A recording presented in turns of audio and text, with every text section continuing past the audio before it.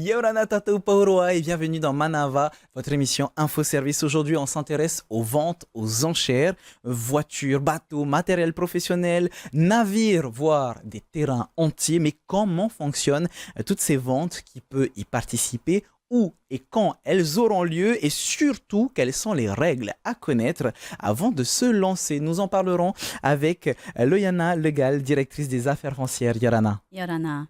Nous avons aussi Maître Yves Piriou, avocat. Yorana. Yorana. Maître Laura Chevalier, commissaire-priseur. Yorana. Et enfin Yannick Day, qui est acheteur pour TMH. Yorana. Yorana. On commence avec toi, Maître Chevalier. Qu'est-ce qu'une vente aux enchères? On le voit, que ce soit dans des films, dans des documentaires, dans des séries, quand tout le monde réenchérit. Mais techniquement, qu'est-ce que c'est une vente aux enchères? Alors déjà, le commissaire-priseur est là pour estimer et vendre aux enchères publiques des biens meubles corporels ou incorporels dans le cadre soit d'une procédure judiciaire, soit de manière volontaire. Donc généralement, une décision du tribunal de commerce est rendue et qui ordonne une vente aux enchères suite à la liquidation judiciaire d'une société. Et donc, le commissaire-priseur est chargé de vendre le mobilier restant pour essayer de payer les créances des débiteurs. Quels sont les acteurs qui sont impliqués par ces ventes aux enchères? Alors, je suppose qu'il y a déjà le public qui vient assister à ces ventes, le commissaire-priseur, on vient de le citer, mais qui sont les autres acteurs? Il y a également les avocats des parties. Il y a l'ADAF qui a un rôle également qui joue, puisqu'il faut déclarer la vente avant chaque vente, des formalités administratives. Il y a également les huissiers de justice. Et évidemment, le rôle principal est quand même celui des acheteurs. Bien sûr, qui sont là pour pouvoir réenchérir, etc. Exactement. On se tourne du côté de l'ADAF avec Loyana, justement. Est-ce que tu peux nous parler du rôle de l'ADAF dans les détails? Comment ça se passe quand il y a une vente aux enchères? Alors, c'est vrai que pour rebondir sur les propos de Maître Chevalier, on a deux rôles. Le rôle qu'évoque Maître Chevalier, c'est-à-dire de participer aux démarches administratives pour l'organisation de la vente, mais je ne vais pas rentrer dans le détail parce que c'est très, très technique. Donc et puis je suppose que c'est spécifique à ça. Voilà, c'est spécifique aux actes ou en tout cas aux documents à préparer pour l'organisation de cette vente. Et le deuxième rôle qui pèse sur l'ADAF est celui de procéder aux ventes aux enchères des biens appartenant à la Polynésie française, donc au pays, dans le cas de réformes de biens vétustes. Il peut s'agir de biens meubles ou de véhicules, voilà, et même de biens immeubles. D'accord, on se tourne du coup du côté des avocats, puisque ça a été cité. Les avocats et Maître Piriou, juridiquement, comment c'est encadré, toutes ces ventes aux enchères? Parce qu'il y a une différence qui est essentielle à mettre en place, c'est les ventes aux enchères mobilières et immobilières. Est-ce que tu peux nous en parler? C'est fondamental. Les ventes aux enchères immobilières, qu'on appelle communément des saisies immobilières, sont très encadrées par la loi. Les propriétaires sont très protégés. C'est une procédure relativement longue qui dure généralement 9 mois s'il n'y a pas d'incident devant le tribunal. Donc, c'est des procédures assez complexes réservées aux avocats au demeurant.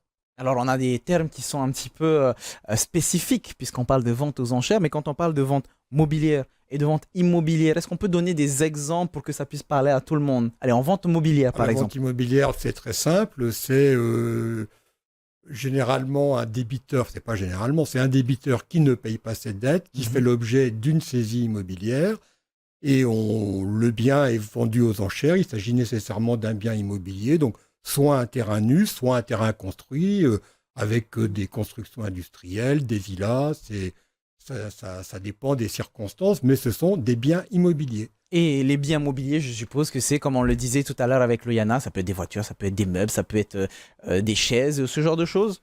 Nous, on est juriste, je regarde Maître Chevalier, on est juriste, donc on apprend, je crois, en première ou deuxième année de droit, la différence entre les biens meubles et les biens immeubles. Donc, Maître Chevalier, commissaire-priseur, procède à la vente des biens meubles, dont la liste est à peu près infinie, et l'avocat chargé d'une procédure de saisie immobilière procède à la vente de biens immeubles, avec quelquefois, mais je n'ai jamais vu, mais on le voit dans les livres, avec quelquefois des problèmes qui peuvent exister sur le point de savoir si le bien vendu, si dans le bien vendu, il y a un meuble ou un immeuble. Par exemple, un tableau qui est scellé dans le mur, serait a priori un immeuble, donc ferait partie de la vente, alors que si le tableau est simplement accroché, c'est un meuble.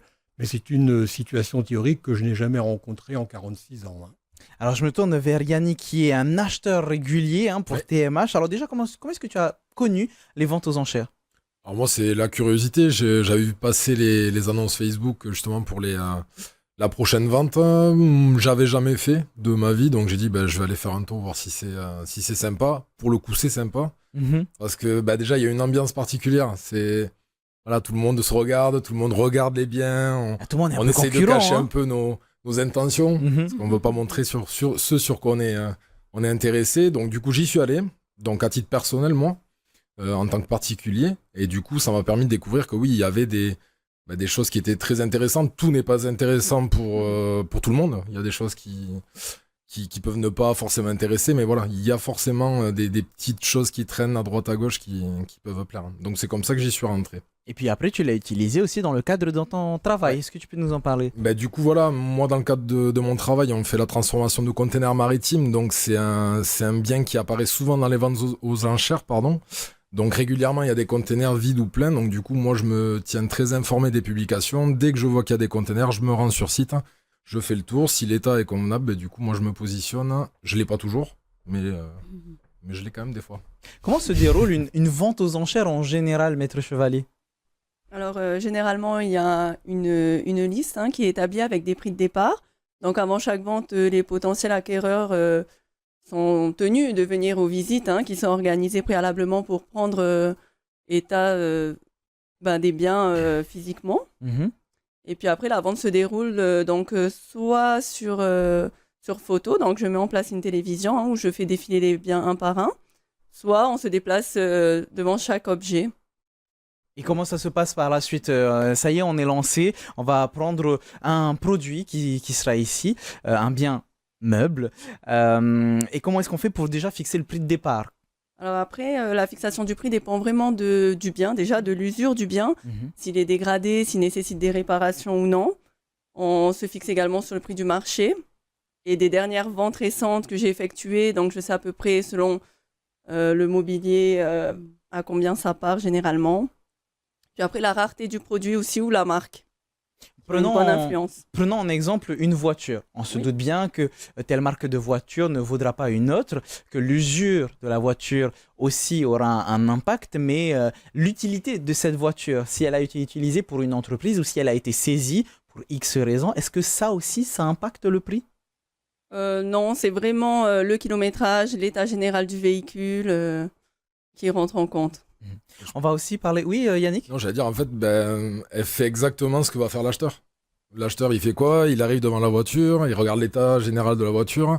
La voiture est démarrée par le commissaire-priseur pour voir que le véhicule démarre. Ça veut pas dire qu'il freine bien, ça veut pas dire qu'il roule bien, que la clim marche. Voilà, donc c'est un état visuel général. Et nous, on fait nos prix aussi par rapport à ça. On voit le véhicule, on a notre estimation du prix.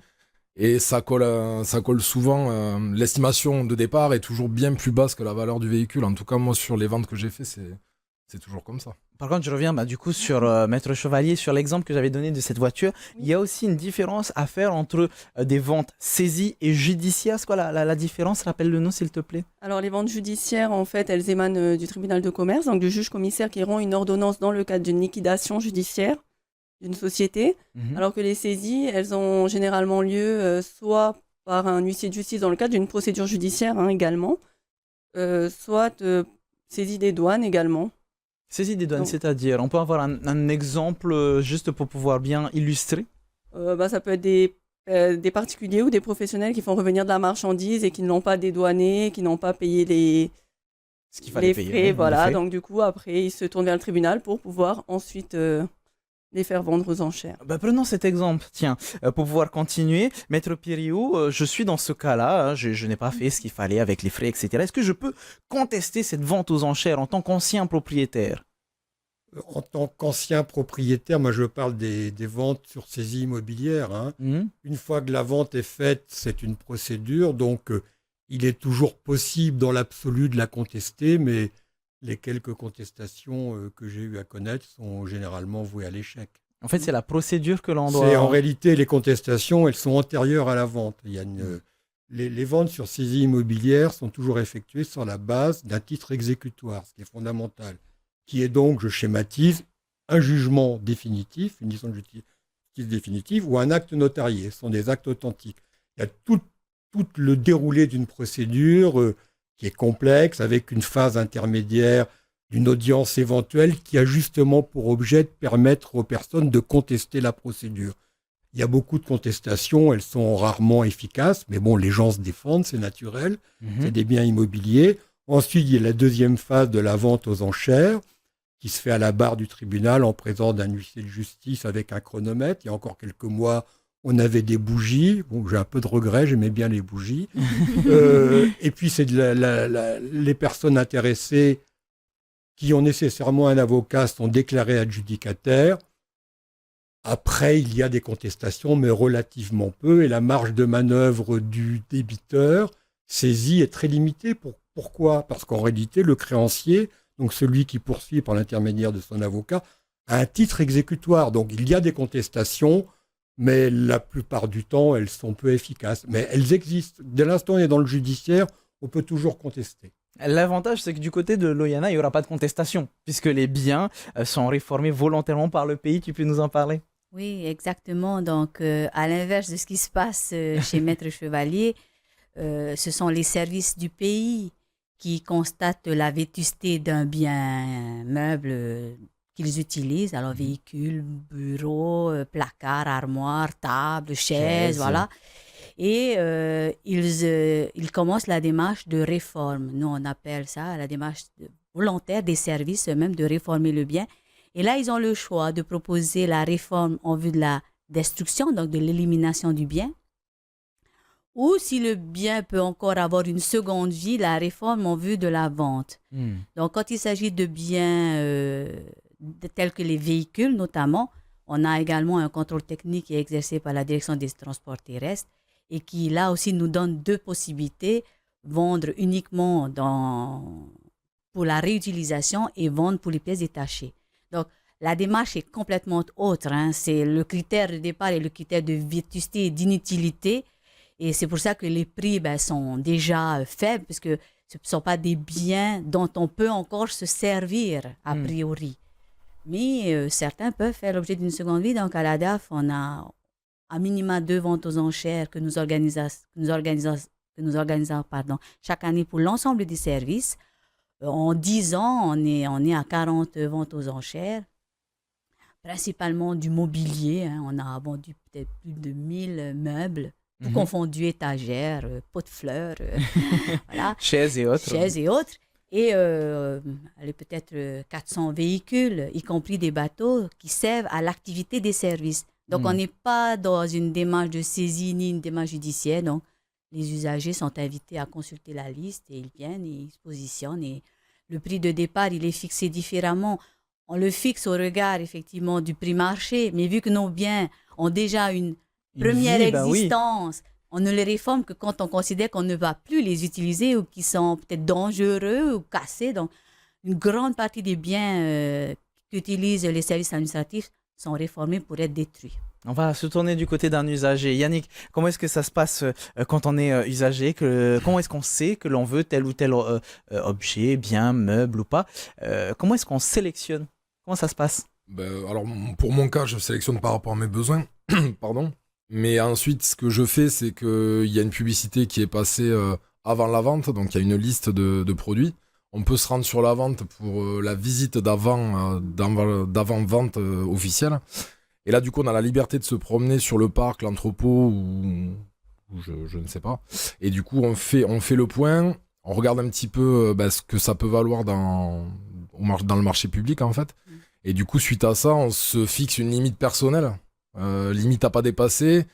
On se fixe un objectif aussi. L'objectif, c'est vraiment le prix sur lequel on veut partir, mais ça se passe pas toujours comme ça. Mais après, il faut vraiment se fixer une limite morale à ne pas dépasser. Je parle pour les pros, mais je parle pour les particuliers, c'est important de bien connaître un peu ses limites sur le produit et ses propres limites à soi. Tu peux nous parler de, par exemple, la première, le meilleur objet, ou quel qu'il soit, que tu as pu avoir, où tu t'es dit, là, j'ai vraiment fait une bonne affaire?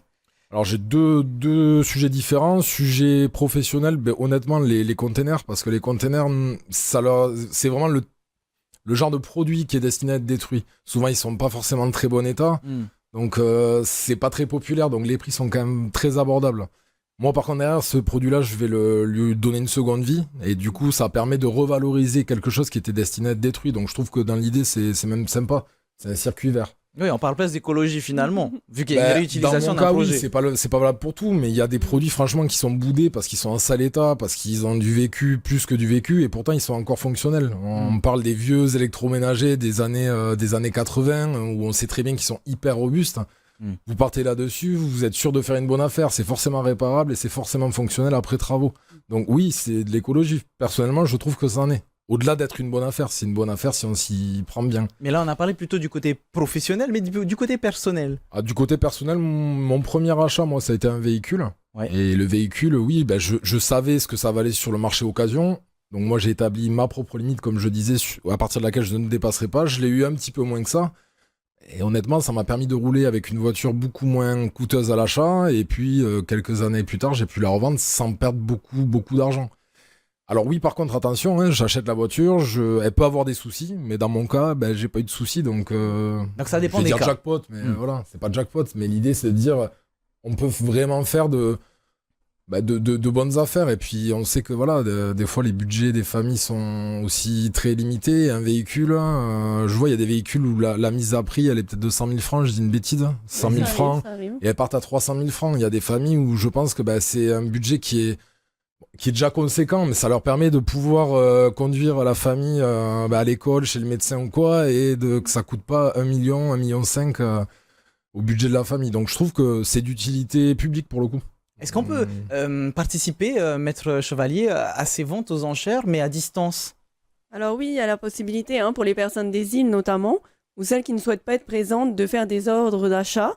Donc soit ils m'envoient leurs ordres par mail, je leur envoie la liste, et ils envoient leurs ordres, donc ils sont représentés par mon collaborateur pendant la vente. Et s'ils obtiennent des biens, à la fin de la vente, ils reçoivent leur facture et ils règlent par virement directement, et ils organisent le transport via soit un coursier ou de la famille. Mais comment est-ce qu'on sait, par exemple, si on est représenté comme ça, comment est-ce qu'on sait qu'il faut réenchérir? Il y a une limite, je suppose? Voilà, dans leurs offres, elles sont fermes, donc ils ont mis leur prix maximum, et nous, dans tous les cas, on enchérit comme à l'habitude, comme c'est prévu. Maître Périou, des enchères à distance possibles aussi? Non, absolument pas. Non, ça se fait à la barre du tribunal et obligatoirement par avocat. Ok. Où et quand? On vient de le dire. Pour où et quand? C'est au tribunal de première instance de Papeete, dans des nouveaux locaux qu'on appelle la Longère, qui sont les anciens locaux de Miami, je le dis, parce que même des avocats se trompent de salle. C'est le mardi désormais, le rythme est de l'ordre d'une fois par mois à peu près, il y a des annonces et il faut se présenter au tribunal. Par l'intermédiaire d'un avocat, la personne peut venir mais elle ne pourra pas intervenir, elle ne pourra rien faire. L'avocat dispose d'un pouvoir et je rejoins tout à fait ce qui vient d'être dit. L'avocat qui doit porter des enchères pour un client ou une cliente doit avoir un pouvoir qu'il doit verser au tribunal. Sinon c'est nul. Et il est très important que dans les relations entre l'avocat et le client, en tout cas moi c'est ce que je fais, il y ait une limite de prix. On dit au client, on va jusqu'à 20 millions. Évidemment, les sommes ne sont pas les mêmes que pour des machines à laver. On va jusqu'à 20 millions, on s'arrête à 20 millions. Et donc on ne va pas au-delà. C'est la sécurité du client et c'est notre propre sécurité. Donc c'est au tribunal. Les enchères sont annoncées, la mise à prix est fixée par le créancier. Je précise, ça va de soi, mais que les ventes dont je parle sont des ventes forcées. Le débiteur, le propriétaire, il n'a pas envie d'être vendu, mais il a un jugement contre lui ou un titre notarié, il a des dettes. Généralement, c'est des dettes importantes. Et les enchères sont portées, on a un chronomètre, il y a trois fois 1 minute, et celui qui a porté une enchère au bout de 3 minutes, il est déclaré, je jargonne, adjudicataire. Adjudicataire, tout à fait. Et durant toutes les enchères, jusqu'à ces 3 minutes, donc 3 chronomètres, n'importe qui peut enchérir, porter une enchère. Donc, en réalité, au début, il y a un cahier des charges qui est le contrat, en quelque sorte, qui est déposé avec la mise à prix. Et à l'audience, ou dans le cahier des charges, moi je le fais à l'audience, on indique le montant des enchères. Si vous avez un petit terrain qui ne vaut pas trop cher, vous mettez des enchères de l'ordre de 100 000 minimum, c'est un minimum. En revanche, si vous avez un bien qui est vendu 95 millions sur la mise à prix, vous mettez des enchères de 1 million. Et donc, les gens doivent porter des enchères équivalentes à ce qu'on appelle le pas d'enchères. Et ça dure jusqu'à ce qu'une personne est seule et elle est déclarée adjudicataire. Mais ce n'est pas fini. Ce n'est Parce pas qu'en encore matière fini. de justice, rien n'est jamais fini. Ça veut dire que toutes ces opportunités, ça peut avoir un impact, Loyana, sur l'économie de la Polynésie complètement, sur les Polynésiens en général? Alors, en fonction de quel côté on se situe, évidemment que oui, ça peut avoir un effet négatif sur les familles qui perdent leurs biens, puisque si c'est leur seul moyen de subsistance, pour certains, c'est compliqué. Mais pour ceux qui font une bonne affaire ou qui en tirent un bénéfice, oui. Donc, ça a un impact parce que toutes ces opérations sont soumises à une taxation, au-delà du prix de vente qui est perçu par les différents intervenants. Donc oui, ça a un impact sur l'économie du pays à une petite échelle. Il ne faut pas Bien non sûr. plus penser que les ventes aux enchères, c'est ce qui va faire tourner l'économie du pays. Voilà. Yannick, la prochaine fois que tu vas aux ventes aux enchères, je viens avec toi. Donne-moi des astuces, des stratégies. Comment est-ce qu'on sait comment bien vendre bien acheter, pardon. Je ne dirai rien. Non, je rigole. Non, il y a la stratégie, c'est ce que je disais, c'est déjà bien évaluer le produit sur lequel on est intéressé, les produits sur lesquels on est intéressé. Et après, c'est plus une technique de... C'est comment vous appelez ça, le pas d'enchère? Le pas d'enchère. Je connaissais pas. Ok, du coup, c'est un peu ça. Là, on est maître du rythme, entre guillemets. Il y a une enchère minimale qui est fournie par le commissaire-priseur avec soit de 1000 en 1000, de 10 000 en 10 000, elle le dira mieux que moi. Mais après, voilà, pour essayer un petit peu d'accélérer les choses et de peut-être démotiver le voisin, un petit coup de 50 000 et des fois, ça élimine quelques-uns. Ah oui, C'est un jeu. les gens se disent ah ouais, il a vraiment envie, je vais pas plus enchérir que ça. Disons qu'il faut être stratégique. Il y en a D'accord. qui suivront 1000 par 1000, mais si on entend 100 000, du coup, ça bloque. Mais je veux dire, tout le monde le fait. Je suis pas du tout maître de conférence en enchère. Mais voilà, par contre, c'est toujours pareil. Important de ne pas se laisser emporter par l'enchère. Ce qui peut être dangereux. Si on se laisse emporter, il faut derrière assumer qu'on a peut-être acheté plus cher que la valeur neuve. Ça peut, Bien sûr. c'est des choses qui peuvent arriver. Mais par contre, voilà, c'est la stratégie. Puis après, moi, j'aime bien ne pas montrer ce sur quoi je suis intéressé. Maître Chevalier, ça m'est déjà arrivé de participer à des ventes aux enchères, pas forcément volontairement, et juste pour rire, on lève sa main et voilà, on enchérit sans savoir les conséquences que ça peut avoir. Donc parlons-en. Imaginons que ce jour-là, on me dise, tiens, c'est toi qui as remporté les enchères. Quelles auraient été les conséquences? Je suis obligé de sortir ma carte bleue tout de suite et de payer le bien en question? Voilà, donc déjà, pour pouvoir participer aux ventes aux enchères, il faut s'inscrire en début de vente ou au cours de la vente avec une pièce d'identité et un numéro de téléphone. Donc chaque enchérisseur est enregistré. Donc du moment où il s'est porté acquéreur, il doit payer. D'accord, donc en fait tu es venu, donc si jamais même tu fais ça pour rire, tu Voilà. assumes si jamais. Exactement. Faut pas se gratter Et- les cheveux, quoi. Faut Faut éviter ça. de se gratter les cheveux en Non, mais plein c'est milieu vrai, de c'est vrai, l'enchère. c'est comme ça. Sauf si par hasard, ça arrive que des personnes fassent coucou et que je pense qu'ils soient en train d'enchérir et pas du tout. Donc ils me disent non. Donc là, je reviens à l'enchère précédente. D'accord. Mais c'est réglé directement, c'est pas... Voilà. Et donc ça c'était une parenthèse, mais imaginons que ça y est, ce bien-là, voilà, je le veux, j'ai gagné cette enchère. Comment est-ce que ça se passe? Juste après, je viens avec toi, avec encore une fois ma carte bleue, je règle, ou est-ce que ça se fait différemment? Alors oui, le paiement, il est comptant, il est directement à la fin de l'enchère. Donc les conditions de vente sont précisées avant chaque début de vente pour que les personnes n'enchérissent pas au-dessus de leurs moyens financiers. Et les modes de règlement sont l'espèce, limité à 119 000, ou sinon le paiement se fait par chèque ou virement bancaire. D'accord, il y a des objets les plus demandés, les plus proposés. Alors vraiment, il y a de tout. J'ai de la cuisine, j'ai du BTP, j'ai vraiment des meubles, des bateaux. Mais vraiment, ce qui est apprécié, c'est les engins de chantier, parce qu'ils permettent à certaines entreprises de renflouer leur parc à matériel pour des prix vraiment attractifs, et les véhicules également. Ben voilà les amis, vous savez ce qu'il vous reste à faire si vous voulez potentiellement faire une bonne affaire, attention, hein, on le dit bien qu'il faut faire attention à ses ventes, se fixer une limite, comme nous le disait Yannick tout à l'heure. Vous pouvez vous rendre sur le site service-public.pf/DAF pour pouvoir vous renseigner sur le site de la direction des affaires foncières, puisque Loyana, c'est sur ce site que toutes les affaires passent, c'est bien ça? En tout cas, celles qui concernent les biens du pays, oui. Pour les biens immobiliers saisis, les affiches sont faites plutôt au tribunal ou chez les avocats. Maître Biriou? Oui, tout à fait. Il y a des publications au journal officiel et une publication sur l'Expol, des affiches placardées dans les cabinets d'avocats et évidemment au tribunal. Mais la publicité n'est pas très moderne, mais elle fonctionne parce qu'en fait, on a beaucoup d'amateurs. Et puis, comme les gens doivent passer par un avocat, mais ils vont voir leur avocat, il y a vraiment une information qui m'étonne un peu parce que j'ai connu une période où la publicité se faisait dans les journaux et tout le monde la voyait. Là, je la trouve assez confidentielle, mais elle fonctionne bien. On a des clients. Et de votre côté, Maître Chevalier, c'est directement sur les réseaux sociaux? Voilà, c'est sur les réseaux sociaux, hein, sur la page Facebook, Enchères Tahiti Chevalier. Et également, il y a un mailing qui est fait à chaque vente aux enchères selon les thèmes des ventes aux enchères. Hein. Pour la restauration, on envoie le mail à tous les restaurants qu'on a dans notre, par exemple.